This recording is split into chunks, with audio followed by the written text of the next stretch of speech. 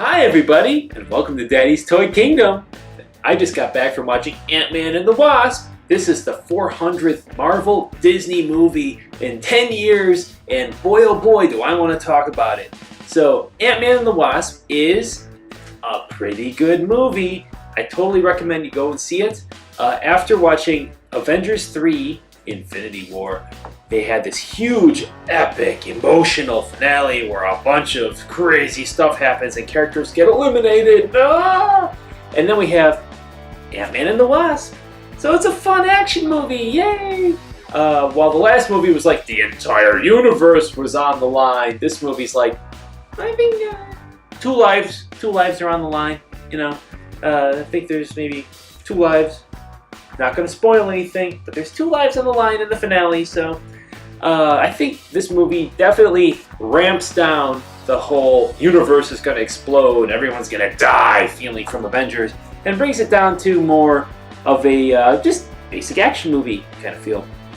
Is that a bad thing? Absolutely not. You can only take so much galaxy exploding and everything is going to get destroyed before you realize you just need an action movie where a guy shrinks down to the size of an ant and kicks things. So if that's your kind of movie, this is perfect. So in the movie, we have some character expansion, which takes place mostly between the main characters, which are Paul Rudd, who is Scott Lang. We have Hope Pym, we've got Hank Pym, and they're the main 3, and they spend the most time on the screen together. And these 3 characters have some great dialogue, some funny interactions, and some great action scenes. And we have a lot more Michael Douglas getting involved in the movie, which is actually a very good thing. It turns out that he gets to go down and shrink a little bit towards the end to go save a specific character who got lost sometime during the events before the first movie. Wink, wink, wink. So you might know who that is. I might have a little character here to show you. Might be this character. I don't know. Go see the movie. So Paul Rudd's character definitely has some issues that need to be resolved between him and the FBI. He has a lot of fun interactions with his family and his daughter especially. I think the villain, who is Ghost here, they definitely do something interesting, which is different for a Marvel movie. She's not a straight up villain. She's not a hidden villain. She's not somebody that's like, oh no, that's the villain. She has a character who was kind of twisted into being a villain by S.H.I.E.L.D. And we know S.H.I.E.L.D. was kind of infiltrated by Hydra sometime before the Marvel Universe started. And she was kind of developed into an assassin character. During the movie, she is never truly villainous. I think she is more of an antagonist than a villain. She definitely works against the main characters, but she never truly acts like she's going to kill a whole bunch of people or destroy the world. Her whole goal is that she's going to save her own life, which is not necessarily a terrible thing. So Ghost as a whole, I think, is a very unique and interesting take on a Marvel character. I think it's very neat that they added something like that into the universe, and I'm glad that her character ended up where it did, so she can potentially be involved in a different role in a future movie. So thumbs up to that. Great involving Ghost. Great to have another female antagonist, and for that I applaud Marvel. I think overall the characters in the movie are fun to watch. The side characters are humorous. I think the events that take place during the movie kind of take you on a little trip towards Humorland. It definitely doesn't act like a movie that wants to be taken seriously. I think it's more of a comedy movie than anything else. But given the actors that are involved, it's a good thing because they're all very well schooled in comedic roles. Toward the end of the movie, we have some events that take us into the quantum realm, where we have this quantum vessel that goes subatomic, and goes into a 2001 A Space Odyssey voyage into some psychedelic colors, which is pretty cool. It's pretty hilarious when you see these chubby little subatomic bugs start attacking the ship. They're part of this toy, and if you see my review of this toy, if you look at that little link up there, you can see how what I thought about those little guys when we first saw these toys.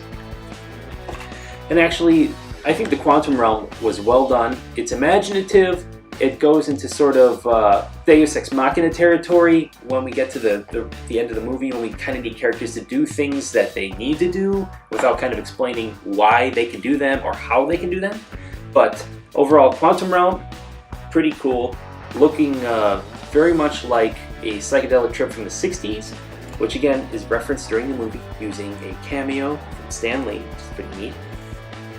So the special effects in the movie are way better than the first one. I think they really made a point of emphasizing the de-aging technology that they have. In the first movie, they kind of keep Michael Douglas in the dark for one shot during the beginning, and it looks okay. It's, you know, you're kind of like, oh, that guy looks a little weird. But in this movie, they have Michael Douglas, Michelle Pfeiffer, and Lawrence Fishburne all de-aged in specific scenes, and it looks pretty good. So if you wanted to see what 1992 to 1993 Michelle Pfeiffer, Michael Douglas, and Lawrence Fishburne looked like, they do a really good job of recreating them. I really think that they said, hey, take a look at what we can do, and they did a great job doing that. The shrinking and expanding special effects look pretty good. I think that they did a pretty good job, especially with not tiny, but not giant, but kind of half-sized Paul Rudd. There's a really funny scene where he's in his school, he's only shrunk down to half size, and they kind of take advantage of the comedy that could be done there, where he looks like he's the same size as a kid. So the shrinking and expanding special effects, very well done.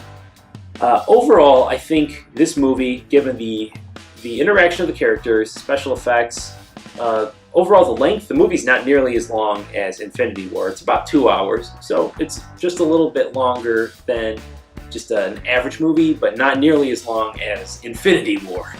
So I think it packs as much as it possibly can into a manageable package, and I really enjoyed it. I'll give it an 8 out of 10. I think 8 out of 10 is pretty much where this movie is. It's not perfect. I think the stakes in the movie are very low compared to the movie that came before it.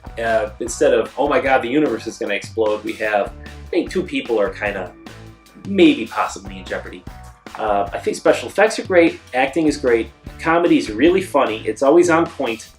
You're definitely going to enjoy yourself when you go to this movie. So I definitely recommend it. 8 out of 10. Go see Ant-Man and the Wasp.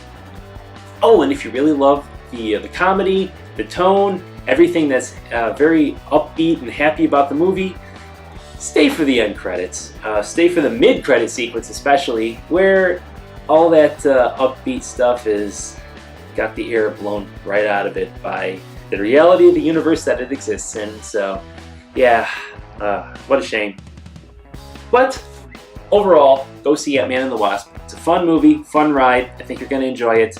And in my last video, I forgot to mention, I said, I think he'll probably name this ant Antonio. And in the movie, he friggin' names the ant he rides on at the end of the movie, Antonio Banderas. So, chalk one up for me and Daddy's Toy Kingdom. Yeah! If you really like this video, if you like watching me talk about movies, if you like hearing about awesome plot details and character things, if you like seeing me play with toys, make sure you click that like button and subscribe to the channel, ring the bell for notifications, and as always, thank you very much for watching, and I'll see you in the next video. Bye, everybody.